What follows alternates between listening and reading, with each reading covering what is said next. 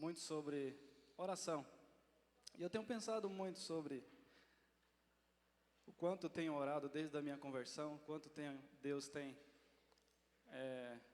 dito sim a algumas orações minhas, pensado em tudo aquilo que Deus já me abençoou. Você já parou para pensar quantos sim Deus já te deu? Parei para pensar também quantos nãos Deus, Ele disse não para mim. E eu pude entender o não claramente de Deus. Mas tem outras orações que eu tenho orado já há algum tempo. E Deus, Ele tem silenciado. E ouvindo uma canção um tempo atrás, essa canção, o tema dela é o silêncio de Deus. E eu pude analisar muito essa canção sobre o silêncio de Deus. Para pensar o silêncio de Deus. E esse é o tema da mensagem dessa manhã, que eu queria compartilhar com vocês. E eu fui buscar na Bíblia alguém que teve essa experiência com Deus. E talvez eu sei que você, que aqui se encontra, talvez você tenha pouco tempo de evangelho, ou muito tempo de evangelho, mas talvez tenha algo no seu coração, como diz o pastor Clóvis, agasalhado aí como algo que tem colocado diante de Deus e que Ele ainda não respondeu. E eu buscando na Bíblia, eu encontrei um cara chamado Emã. Talvez você nunca ouviu falar desse cara. Emã, ele é um dos grandes amigos de Davi e está lá no Salmo 88. Vai projetar no telão. E eu trouxe aqui o nosso ator, o Júnior. Ele vai representar o Emã nessa manhã. Ele vai orar, fazer oração de Emã nesse momento. Ó Senhor, Deus que me salva, a Ti clamo dia e noite, que a minha oração chegue diante de Ti. Inclina os Teus ouvidos ao meu clamor. Tenho sofrido tanto que a minha vida está à beira da sepultura. Sou contado entre os que descem a cova. Sou como um homem que já não tem forças.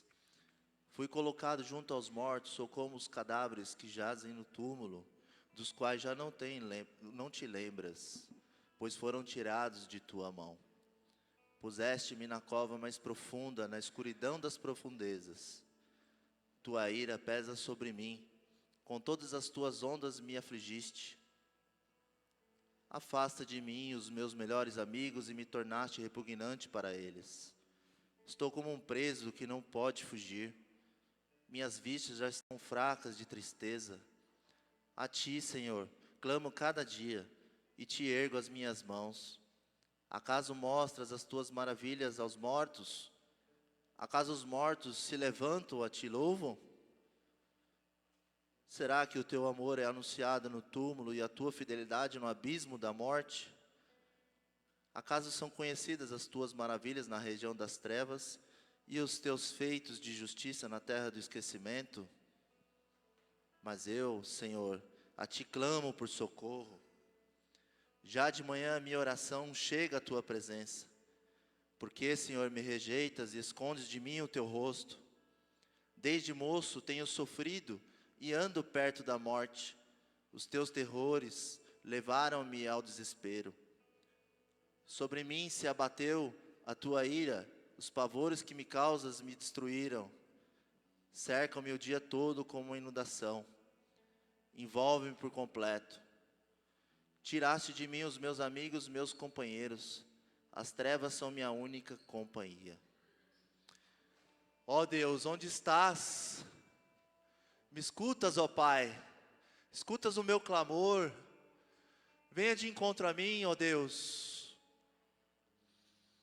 Esse é Emã.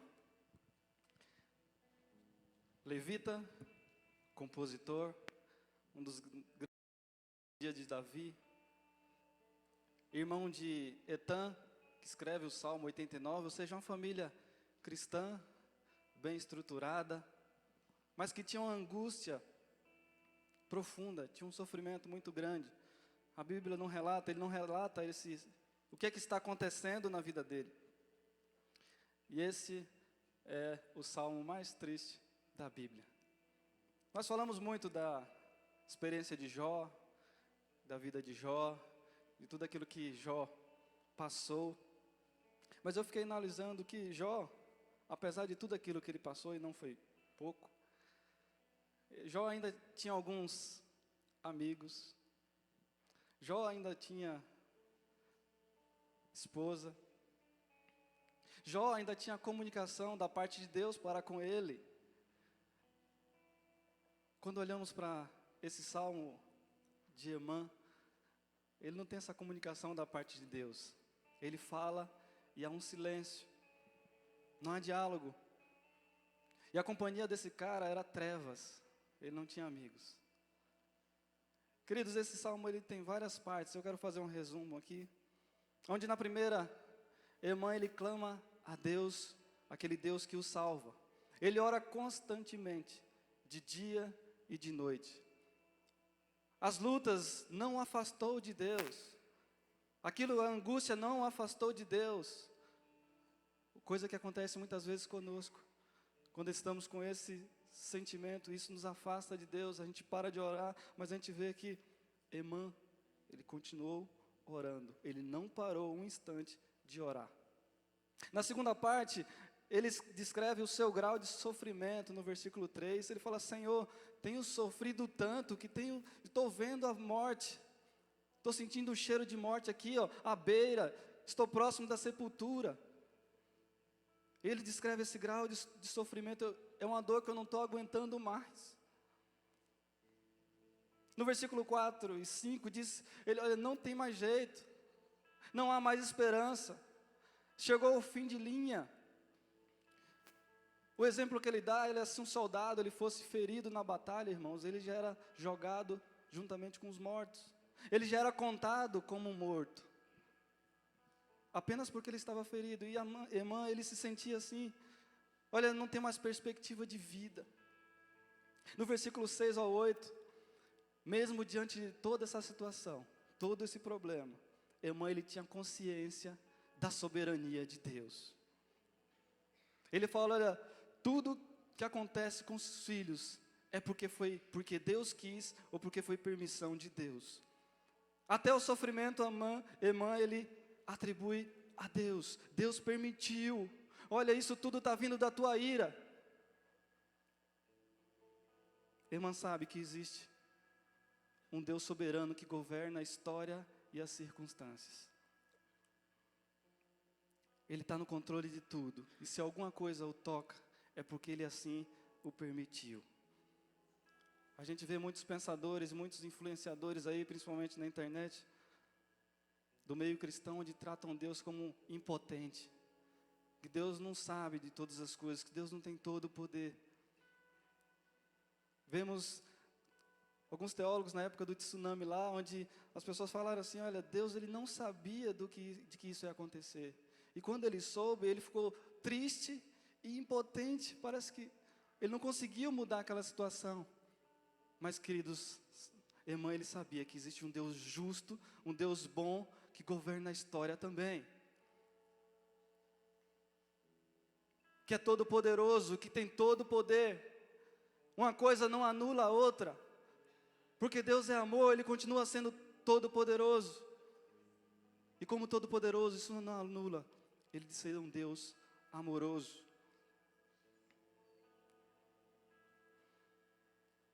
Ele apenas está exercendo o seu governo,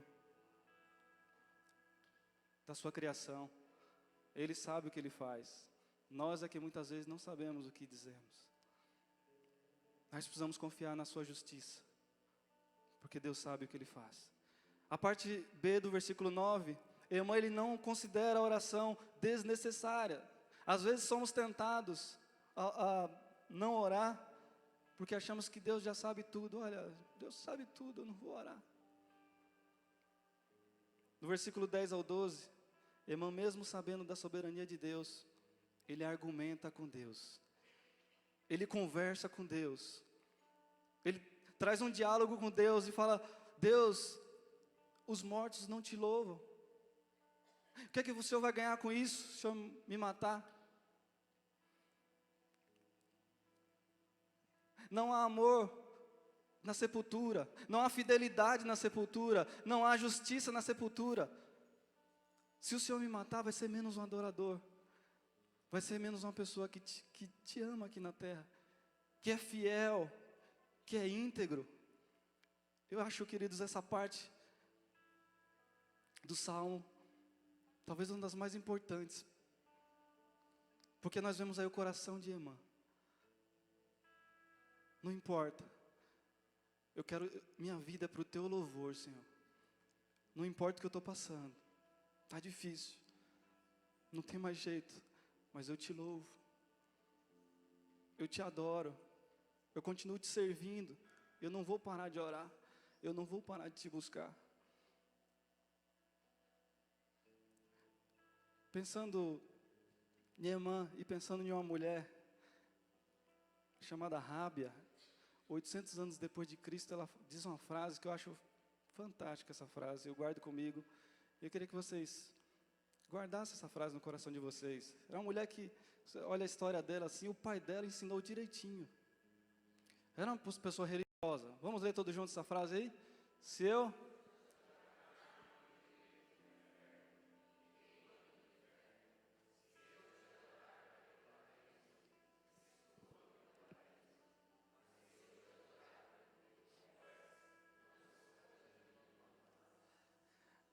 Eu vejo isso, irmã.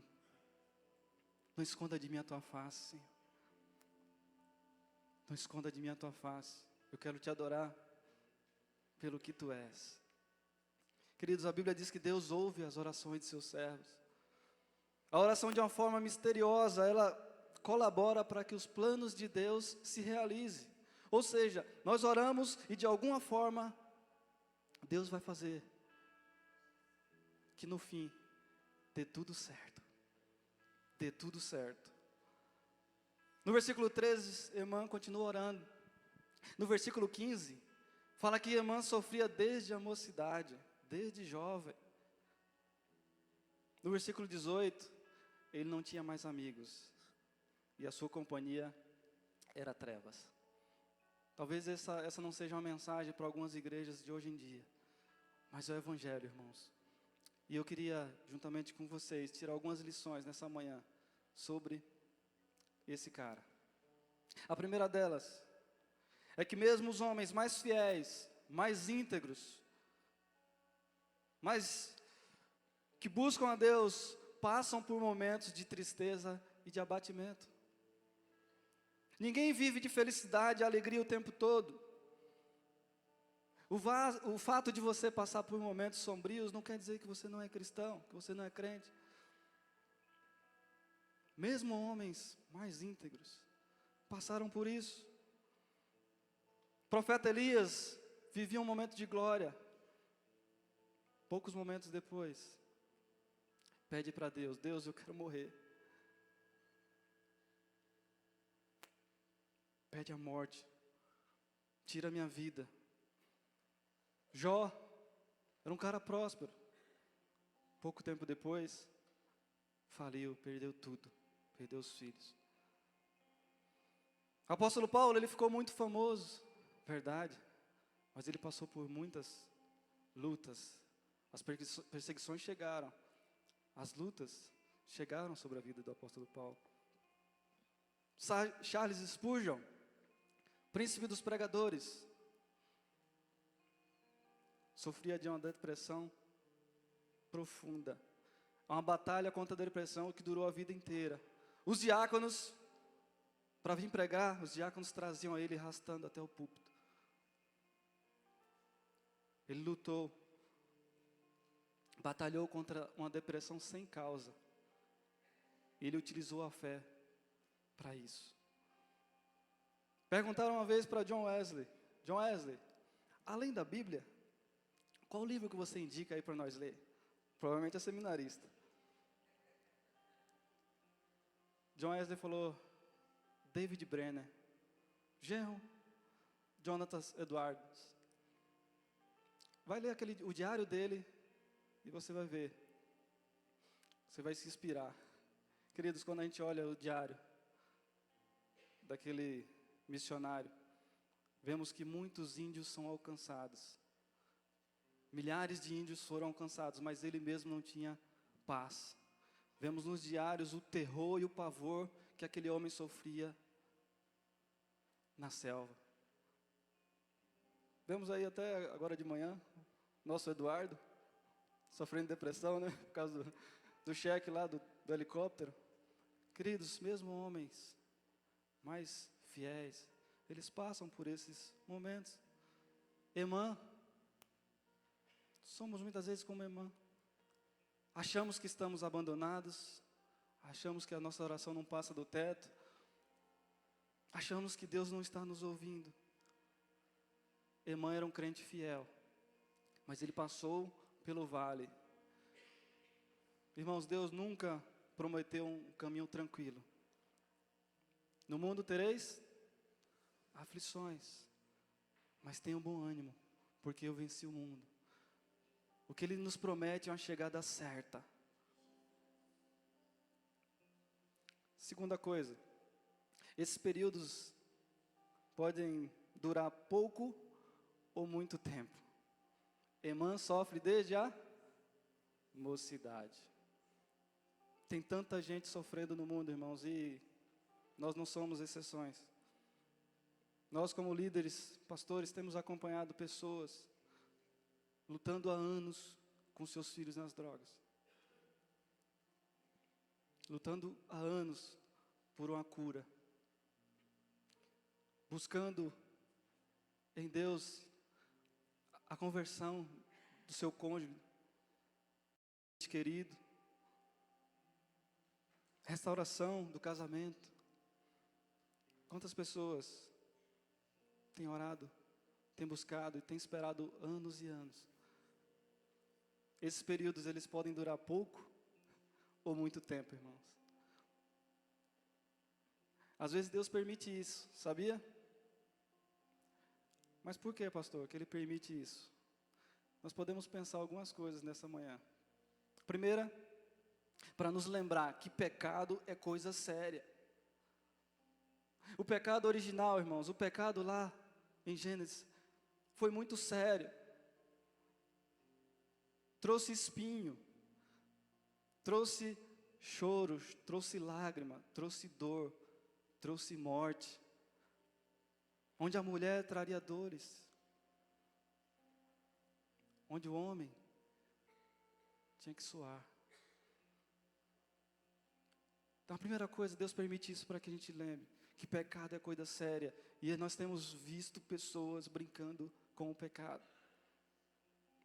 A segunda coisa, Ele nos permite essas coisas para nos mostrar o quão dependentes somos. E temos que ser dEle. Somos frágeis. Hoje está bom, amanhã o quadro pode mudar. Hoje estamos na bênção, amanhã pode inverter essa situação. E precisamos ser o tempo todo dependentes do Senhor. Lemos na canção do coral. Temos que ser dependentes dEle, de ponta a ponta da nossa história. Não dá para descuidar. E a terceira coisa, porque Deus nos permite isso, é para nos ensinar que o céu não é aqui. Fala para a pessoa que está do teu lado, o céu não é aqui.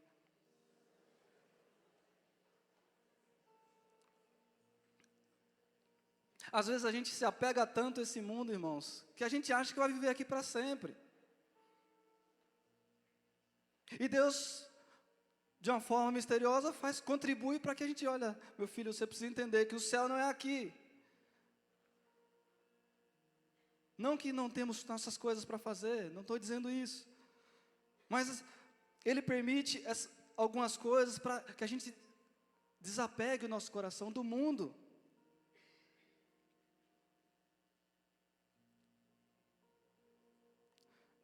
Para que a gente possa ansiar pelos nossos novos céus e a nova terra, irmãos.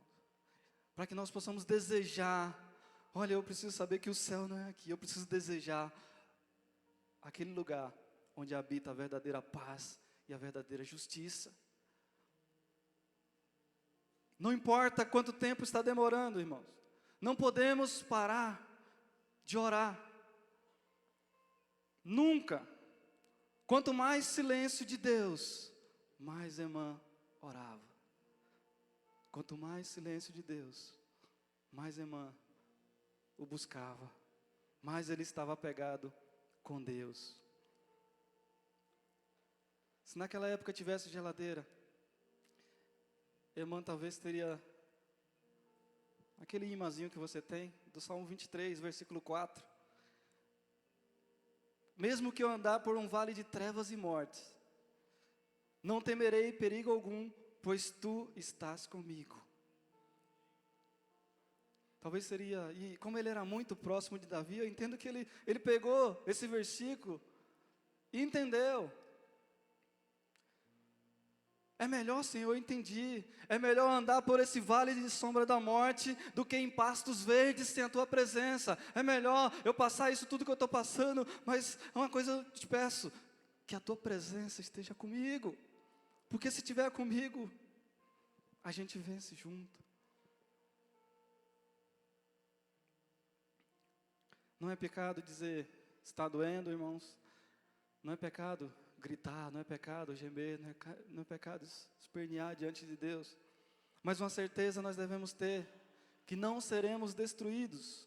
2 Coríntios capítulo 4, 8 diz, de todos os lados nós somos pressionados, mas não desanimados. Ficamos perplexos, mas não desesperados. Somos perseguidos, mas não abandonados. Abatidos, mas não destruídos. Nós não seremos destruídos. Não importa o tempo que você está com essa luta, enfrentando. Não importa o tempo. A sua responsabilidade é estar diante do trono de Deus. A oração de Abacuque. Ainda que, Senhor, ainda que esteja demorando, ainda que a figueira não floresça, ainda que não estou vendo fruto, ainda que eu exultarei no Senhor e alegrarei no Deus da minha salvação. Não importa o tempo, irmãos. Se alegre no Senhor. É o Deus da tua salvação. E a terceira e última coisa, eu gostaria de compartilhar com os irmãos, é que o silêncio de Deus faz parte do seu propósito eterno. O silêncio de Deus faz parte do seu propósito eterno. Eu fiquei imaginando, irmãos, o povo de Deus, entre Malaquias e Mateus, Deus silenciou por 430 anos. Imagina aí. Às vezes a gente fica uma semana sem ouvir Deus, e a gente sabe como é que fica com o nosso coração. Imaginei 430 anos. Não houve profeta que falou em nome de Deus. Houve um silêncio por parte de Deus. Aliás, a sua Bíblia tem uma folha ou 4 folhas, justamente representando onde Deus não fala com o homem. Eu fiquei imaginando o coração dos profetas, mas eu fiquei imaginando também que o melhor de Deus estava por vir sobre aquelas pessoas, sobre o povo. Na plenitude dos tempos, Jesus viria. O próprio Deus encarnado viria a trazer o melhor para a humanidade. Irmãos, tem coisas que se Deus for explicar para a gente, talvez seria mais difícil essa explicação do que a nossa própria situação. Então é melhor não responder. É melhor ele ficar no silêncio, porque ele fala, olha, se eu for te responder, é mais complicado do que o que você não está entendendo da sua situação. Então é melhor não responder. Mas só precisamos entender que Deus tem um objetivo nesse negócio. Deus, Ele tem um objetivo em tudo isso. É isso que precisa ficar na nossa cabeça. Olha, Deus, o Senhor está em silêncio, eu não estou conseguindo captar a Tua voz, mas eu preciso entender que o Senhor tem alguma coisa nesse negócio. Talvez seja livramento. Talvez seja para a própria maturidade. Aliás, o texto de Tiago, capítulo 1, fala isso. Versículo 2. Meus irmãos, considerem motivo de grande alegria o fato de passarem por diversas provações, pois vocês sabem que a prova da sua fé produz perseverança. E a perseverança deve ter ação completa, a fim de que vocês sejam maduros e íntegros, sem lhe faltar coisa alguma. Deus, Ele quer, assim, irmãos, que a gente entenda, mesmo a gente não entendendo o propósito dEle, é que Ele tem algum propósito nisso, e a gente precisa se alegrar nisso, mesmo não sabendo, mesmo em meio à dor, mesmo em meio ao sofrimento, mesmo em meio ao silêncio. Se alegre no Senhor. Falamos mês passado, eu lembro que falando sobre algumas coisas que faz com que Deus não ouça a nossa oração. Pecado e embaraço. Mas eu quero dizer, se você está com o teu coração pleno, está com a tua vida diante de Deus, está, como a gente diz, nosso linguajar, debaixo da bênção, sabe? O silêncio dele significa que ele tem algo especial para você. Ele tem algo de especial para mim e para você. Então, talvez esse silêncio não seja por causa que você está em pecado, ou porque você não tem embaraço nenhum, está com a vida correta diante do Senhor, está igual a irmã, praticando a justiça, fidelidade, amor a Deus, adoração genuína. Esse silêncio significa que Ele está preparando algo especial para você.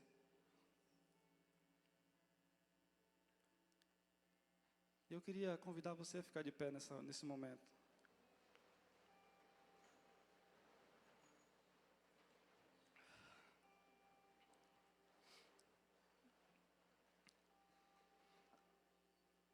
Eu quero ter mais uma palavra, mas eu queria que você fechasse seus olhos agora e pensasse em algo que você tem orado já há algum tempo. Você não vai orar agora, você vai pensar em algo que fala: Deus, eu estou esperando isso. Deus, eu estou orando isso, mas o Senhor não me respondeu com não ainda, mas eu estou esperando isso. Eu queria que você pensasse agora.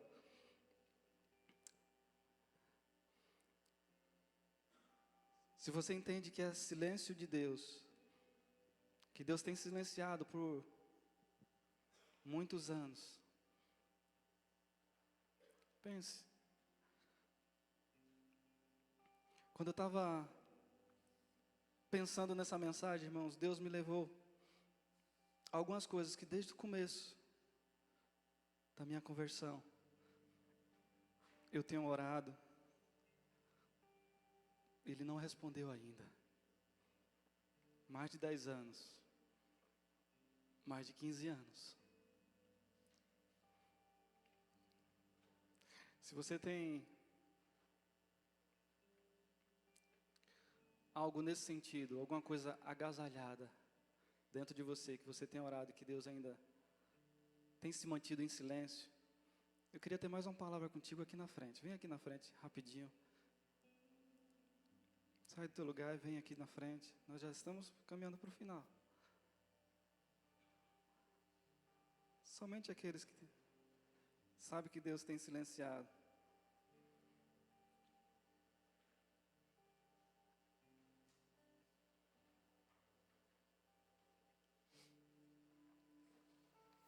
Amém. Aleluia. Pode vir. Pode chegar bem mais à frente. Tem pessoas que têm feito orações já há muito tempo. 2 décadas. 3 décadas. 4 décadas. Ainda não veio. Ainda não veio. Eu queria dizer o seguinte para vocês que vieram aqui na frente. Se Deus te responder com sim, amém. Glória a Deus. Mas se Ele te responder com não, Saiba que Ele está te guardando, Ele está te protegendo, Ele está te cuidando, Ele sabe que é o melhor para você. Então, não de Deus, se Ele já te falou, queridos, não insista. Se Ele te falar, não fique bravo com Deus não, sabe por quê? Porque Ele te ama e você é filho dEle. Você que tem filho, quantos nãos você disse para seu filho? Você deixou de amar Ele por causa disso? Nos 10 mandamentos, a gente percebe 11 palavras não. Mas se Deus está demorando em te responder, sabe, queridos, é porque Ele está trabalhando. Ele não está dormindo, como muitas vezes os discípulos, acho que Ele está dormindo. Eu acho que Ele está demorando. Queridos, Deus não está demorando. Eu tenho colocado isso desde pequeno agora. Meu filho tem 3 anos de idade. Mas desde pequeno eu tenho ensinado ele esse silêncio de Deus. É duro para ele. Umas 2 ou 3 semanas atrás, ele pediu: papai, eu quero um tênis, e especificou o tênis que ele queria que tivesse. Não quer de cadarço, quer daquele jeito dele. Falei: filho, vai orar. E aí ele foi orar. Outros dias, papai, o tênis, vai orar. Ele ia orar. Uns 3 dias atrás, ele falou para a mãe dele: mamãe, eu acho que Jesus está demorando, eu acho que Ele se esqueceu de mim. Queridos, Deus está trabalhando no coração dele, Deus trabalha no nosso coração. Eu tenho dito que Deus não esconde nada de nós. Saiba disso. Deus não esconde nada de nós. Ele esconde para nós. Enquanto Ele não responde, continue orando. Enquanto Ele não responde, continue buscando. Enquanto Ele não responde, continue adorando. Enquanto Ele não responde, continua sendo fiel. Continua praticando a justiça dEle. Continua clamando, chorando, se precisar, derramando lágrimas, se precisar. Continue. Porque Apocalipse vai dizer, chegar um dia, ou aqui ou lá na frente, que Ele vai enxugar dos teus olhos toda lágrima. Não haverá mais dor, nem choro, porque essas primeiras coisas vão se passar. O choro pode durar uma noite, tem um tempo, é uma noite. Mas a alegria, quando vier pela manhã, a Bíblia não determina mais tempo. Vai chegar um dia onde você vai se alegrar. Assim, talvez você se identifique com a irmã que tem orado, tem clamado durante tanto tempo e ainda está esperando no silêncio de Deus. Eu queria que você voltasse a pensar, não orar agora, nisso que você está buscando há muito tempo no Senhor. Eu queria que soltasse uma canção agora. Essa música ela chama Silêncio de Deus. Que você pensasse, meditasse nessa letra e que Deus possa falar ao seu coração nessa manhã. Amém?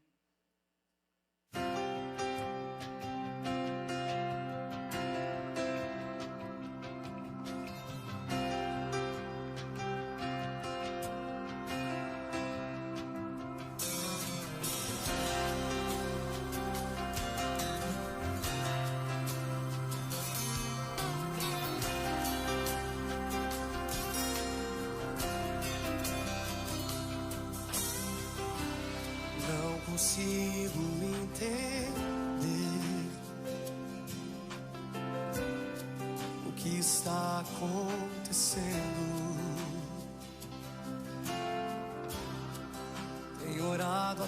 tanto tempo, mas não vejo nada se movendo. E angustiado eu pergunto, por que Deus se cala quando a minha alma grita, quando a minha fé se abala? Chego a pensar que não me escuta e comigo não se importa. Pai, se estás me ouvindo, eu imploro, me dê uma resposta.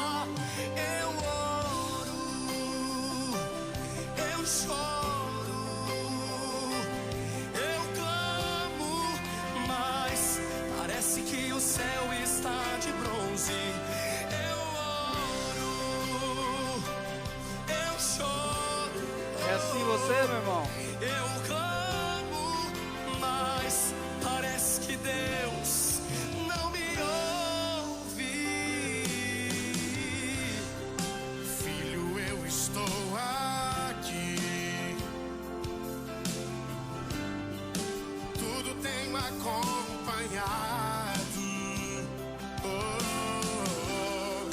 Embora não possas me ver, eu não posso te ver, mas sempre estive do teu lado. Não consegues entender que o meu silêncio é pra ouvir a tua alma, colocar tua fé em prova. Filho, no silêncio eu te conheço, som dos teus pensamentos.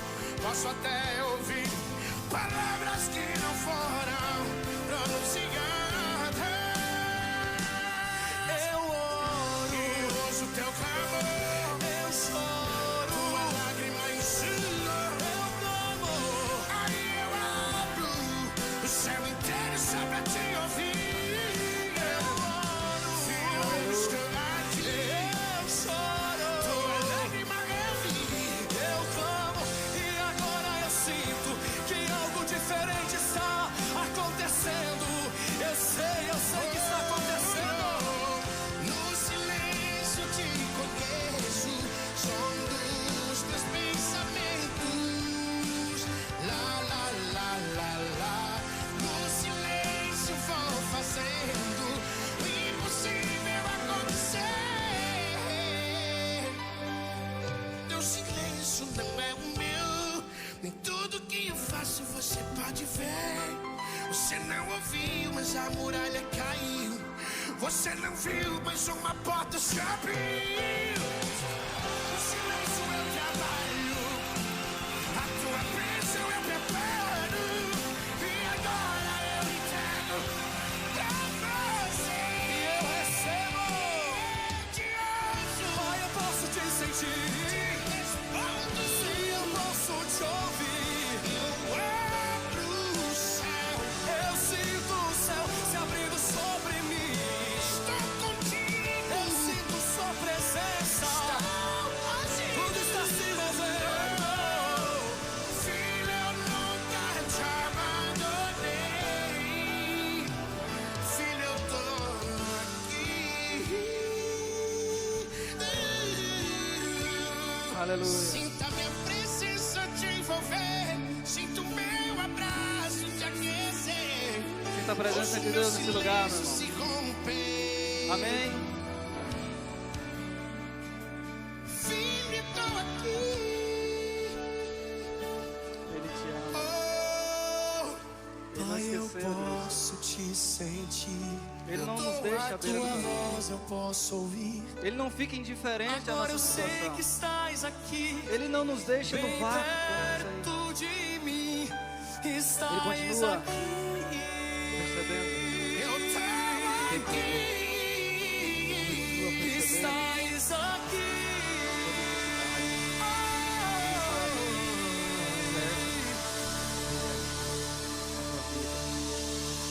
Obrigado. O que eu e você devemos fazer é continuar orando. Muitas vezes a gente fala que nós cremos no poder da oração, mas nós não oramos. Nós cremos no poder da oração, mas a gente não busca. A gente não consegue ficar 5 minutos diante de Deus. A gente não consegue orar num culto como esse. A gente não consegue vir numa vigília buscar a Deus. Mas a gente fala que a gente crê no poder da oração. Mas que seja um divisor de águas nessa manhã, meu irmão, minha irmã. Nesse silêncio de Deus, creia no poder da oração. Vamos cantar mais uma canção? Se você crê, cante essa canção com todo o teu ser. Eu creio no poder dos joelhos que se dobram. Eu creio no poder da oração. Eu creio no poder das mãos que se levantam. Eu creio no poder da oração. Vou levar meus problemas pra Deus, entregar meus problemas pra Deus, abençoar minha família, minha casa, meus irmãos, pois eu creio no poder da oração. Eu creio no poder da oração. Eu creio no poder da brasa viva no altar, incenso misturado à oração. Quando o anjo oferecer, a trombeta vai tocar. Deus vai mover o céu, a terra e o mar. Vou levar meus problemas pra Deus, entregar meus problemas pra Deus, abençoar minha família, minha casa, meus irmãos, pois eu creio no poder da oração. Eu creio no poder da oração.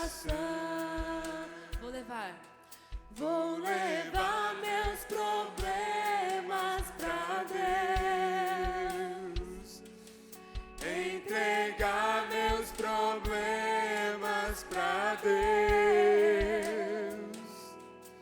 abençoar minha família, minha casa, meus irmãos, pois eu creio no poder da oração. Eu creio no poder da oração.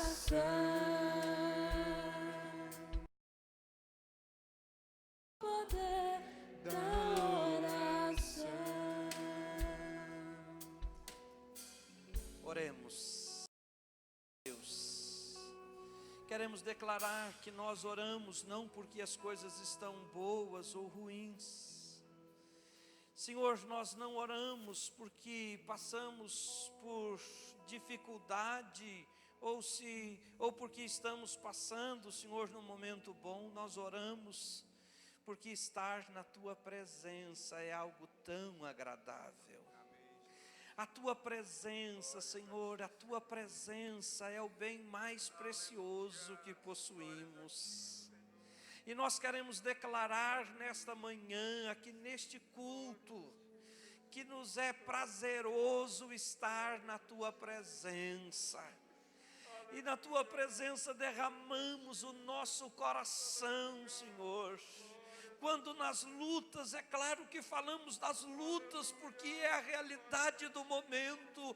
Mas quando, Senhor, o momento é de vitória, é de bênção, nós também, Senhor, compartilhamos e abrimos o nosso coração e derramamos a nossa alegria, o nosso contentamento, a nossa satisfação, Senhor, porque o Senhor é o nosso Deus, e te servir não é sacrifício, porque reconhecemos o teu amor por nós.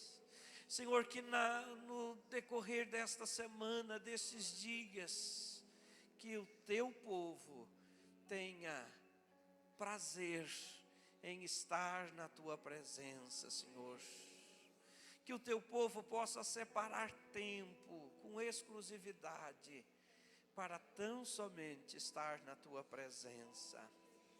Ainda que a resposta não venha do modo que queremos, ainda que a tua resposta não venha no tempo que às vezes gostaríamos, mas independente da resposta e do tempo que ela chegue, a tua presença é o que nós procuramos, a tua presença é o que nós desejamos para a nossa vida.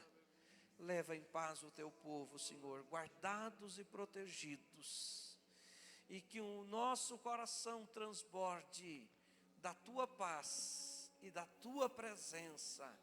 É o que nós te pedimos, ó Deus, e fazemos assim no nome de Jesus. Amém. Que Deus abençoe a vida de cada um de vocês hoje e para sempre. Vão em paz. Vou levar meus problemas pra Deus, entregar meus problemas pra Deus, abençoar minha família, minha casa, meus irmãos, pois eu creio no poder